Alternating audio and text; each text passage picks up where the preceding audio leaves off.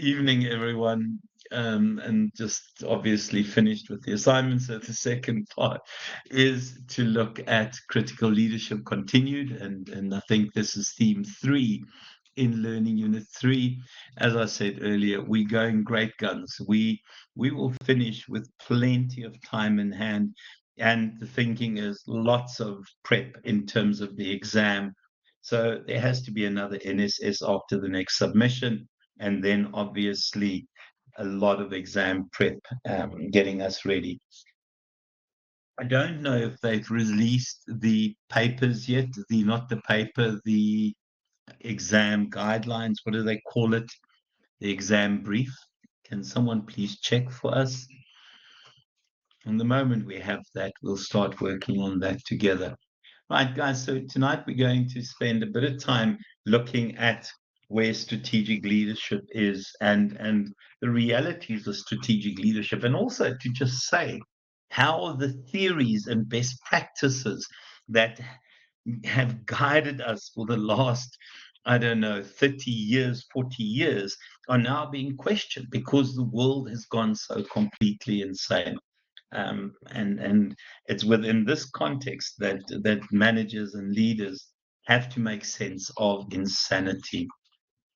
So if we look at what strategy is, I think the important thing when it comes to strategy is to realize that it has its origins in war.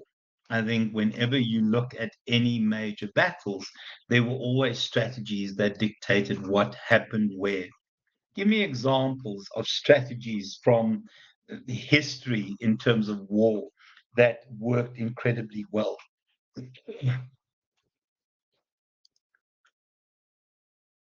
For me, the one that always stands out is D-Day. Just how it was set up, how it was organized, and this last push in terms of destroying Hitler and his armies. To me, that was an excellent example of strategy.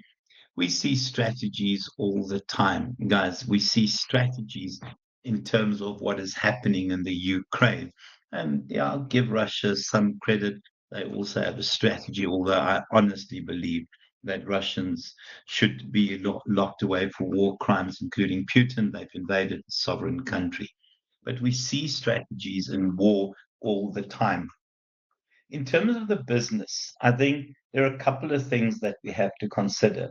It always starts with trying to place the organization in the context of an environment that has gone completely insane.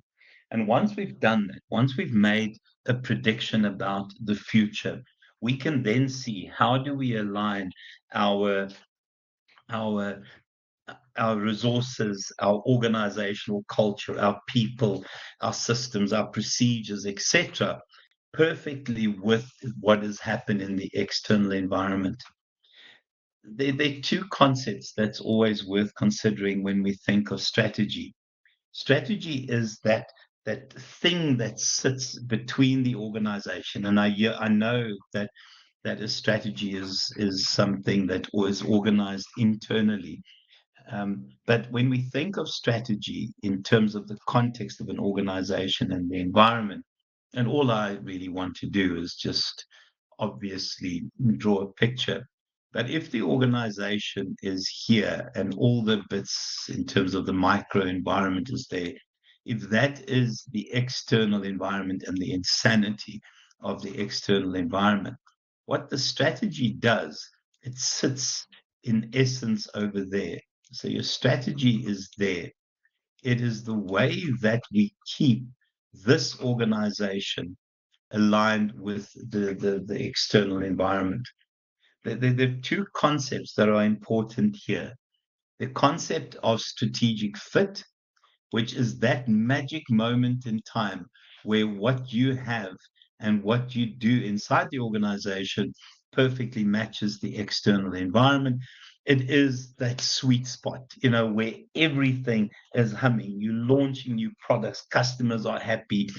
You really, really can be considered, and I'm not going to use these examples again. You can consider 4 years ago or 5 years ago the Mercedes Benz of Formula One. until a year ago, you were considered the Red Bull of Formula One.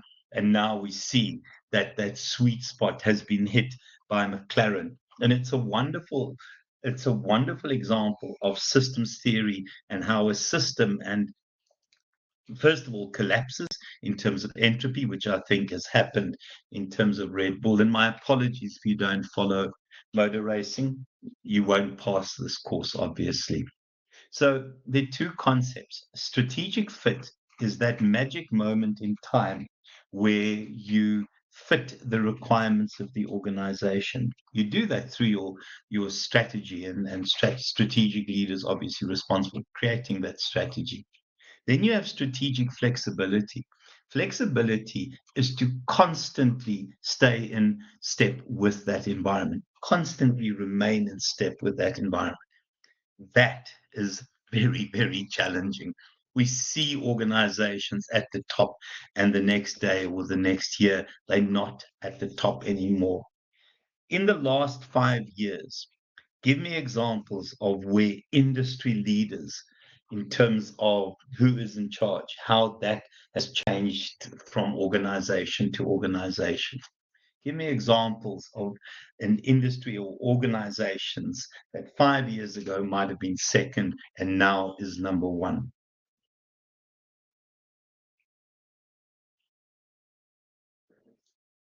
5 years ago would have been number two. Now they're sitting at number one, or were number four and is now number one. And maybe 5 years is a bit of a limited time, but I honestly think of Checkers. What Checkers has done in the last 5 years has been astonishing. I don't know if anyone here works for Checkers or knows about Checkers. I know you had to do it as part of your will stuff, but I'm not going to talk about that. Anyone agree with Checkers?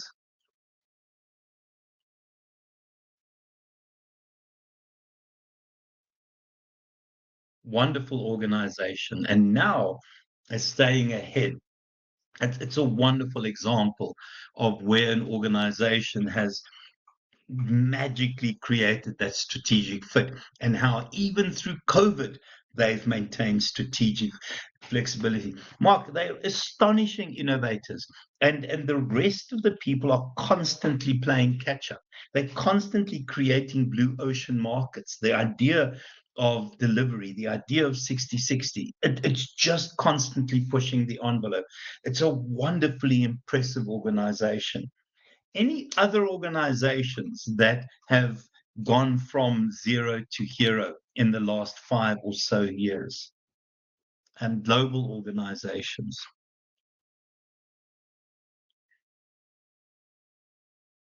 I saw that. It is such a wonderful, wonderful idea that they just keep hitting the sweet spot. So when we think of strategic flexibility, you are kidding me. Okay, Brett, I didn't know that. I really didn't know that. But you can just see how that sweet spot is maintained. They're in a purple patch and they're riding that purple patch. I'm trying to throw in as many sporting analogies as I can. Other organizations or other industries where we've seen that happen, house and home. Yeah, I wouldn't have been surprised if they changed it to house and garden. So Uh, Brett knows something we don't know, guys. Other companies that have gone from, yeah, zero to hero, maybe a little bit longer. Game 20 years ago. Oh my word. No, it's impressive. That is impressive. Other companies that have made an appearance in terms of being an industry leader in recent times. Guys, what is happening with DSTV? 5 years ago, yeah, well, Timu is disturbingly scary. Shine, yeah, and Sheen was in front, and now Timu's taken over, and it's about that kind of flexibility. Netflix keeps hitting the right the right notes. The danger is what's happening to DSTV. And apparently there was an article today again on DSTV and how their viewership has now dropped to 600,000. And the truth is, people who have, they do, Rowan, but I also think you must realize, oh, Tanya, do they? No wonder these guys keep phoning me. No wonder, yeah, our contract expired about 2 years ago and we've not renewed it. We just keep paying monthly, but apparently they're going to bump the increase significantly. Well, that's exactly as Paul. It is, that kind of success groove, comfort zone. Yeah. In what way, Brett?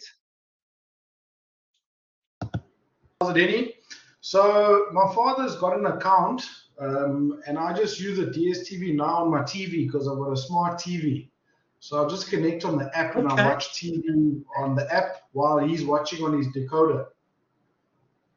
How cool is that? And before, that is pretty cool. Sorry? That is pretty cool. Yeah, it is cool. And That's before very, you could very watch cool. on numerous devices, but they've clamped down now because they've noticed people are obviously doing this. So now you can only watch on one device at a time. Okay. Yeah, I see they've also taken stuff off our extra view. Oh, wow. Sure. Yeah, they've taken stuff off our extra view. Yeah, no, we've got Netflix, Disney, and Amazon as well on our DSTV. I watch YouTube through it as well. Okay, thank you guys. In terms of strategy, the second bit is about creating long-term direction. I don't know what long-term direction is anymore. If I did this lecture 20 years ago, I would have said, yeah, let's do a strategic plan. Let's look 5 years into the future. I don't think you can look more than 2 years into the future. The truth is there's so many emerging strategies now that the idea of your traditional write your vision and your mission and all that other rubbish, all of that has changed. And then the second one, it's deciding what businesses are we involved in. And again, we see people unbundling, buying new businesses, getting rid of businesses. And then what do we do in terms of maintaining competitive advantage? You guys will remember this is that kind of generic strategy, Porter generic strategy thing. And then what are we good at? What makes us stand out from the crowd?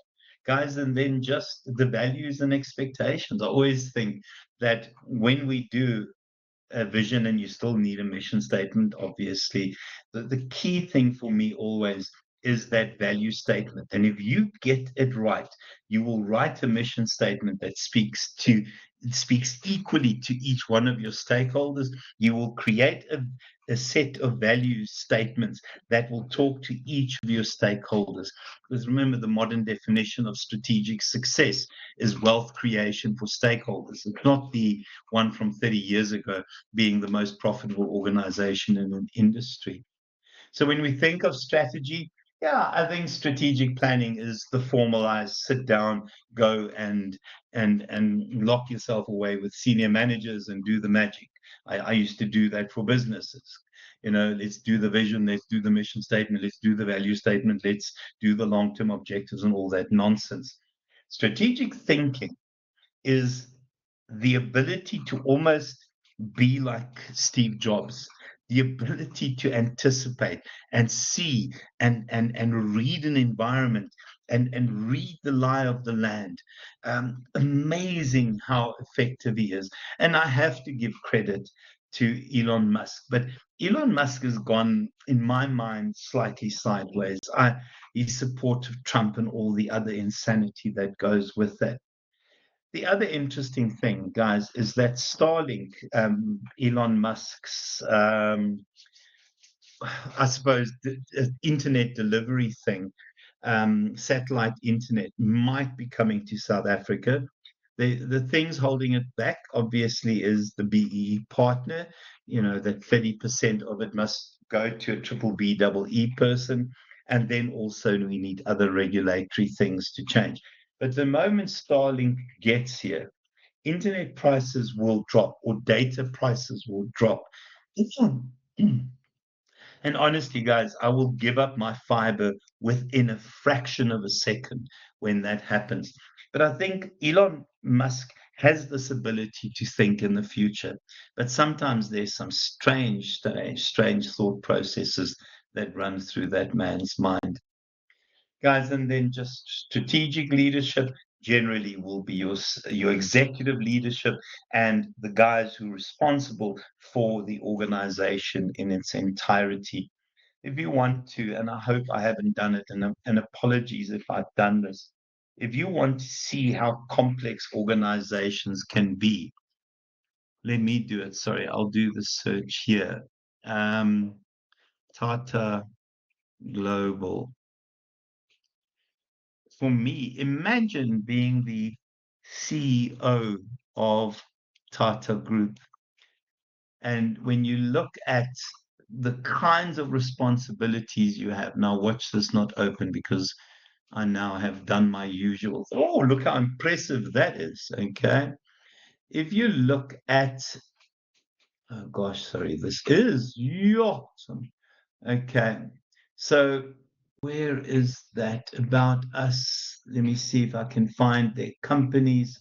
I don't know if anyone's ever looked at Tata and the kinds of groups that make it up, that comprise it, kinds of companies. Okay. So this is everything that Tata is involved in. I think for me, the first thing is to notice is how diverse it is. So you've got consultancy, you've got steel, you've got motors, you've got consumer products, you've got power, solar power, obviously. You've got tourism and hotels. Now, there are more. Now, how do I get to the next page? It's easier to look there. That is what they're involved in. IT, steel, auto, consumer, infra, financial, aerospace, tourism, da da da da da. Imagine being the CEO of that company and then still own Jaguar and Jaguar Land Rover, etc. The reality is that part of strategic leadership is the ability to have the right sense about taking the right decisions at the right time. Okay. Guys, and then just strategic leadership. I think the kinds of things that separate strategic leaders from other people and leaders in the rest of the organization, it is about that internal and external factor alignment. And then it's the complexity. Imagine having to take decisions in a world where we not just have complexity, we have ambiguity, we have so many variables that interlink. I don't know if I ever showed you the example of the I don't know if I did actually. Whether I showed you the example of the volcano exploding in Iceland. Have we done that together? The volcano exploding in Iceland. Oh, fantastic news. Because it gives me an opportunity to draw, guys. And you know how serious I take my art. I think if we want to see how complex, ambiguous, integrated, insane the environment is, in 2010, 10 or 11, my apologies, a volcano exploded somewhere in Iceland. That volcano created an ash cloud that had settled over the European Union and UK back then, UK part of it. That prevented aeroplanes from taking off. Oh, look at this aeroplane. That is so impressive. I'm going to put wheels on it. It's a wingless aeroplane, okay, guys, which caused, so that which caused people in Cape Town, not people, sorry, that's not the flattest Table Mountain, which caused flower and fruit packers in Cape Town to be retrenched. Imagine telling a flower and fruit packer in Cape Town the reason you lost your job is because a mountain exploded 10,000 miles away. It is so difficult to anticipate the knock-on effect of things that happen in the environment. It is impossible, to be honest with you, to try and understand all the intricacies around the impact of one element on another on another. It's impossible to make those kind of predictions. And yet we expect strategic leaders to do that. Sorry for the drawing. That was obviously as bad as all the others that I had done. Guys, and it's multifunctional. So we see often CEOs have a clear sense of finance and HR and operations because you have to have a clear picture of what happens. And then, yeah, the truth is you're there to lead through others and you're there to motivate. You're not there to take functional decisions. Your job is to give direction and to give a vision to the organization.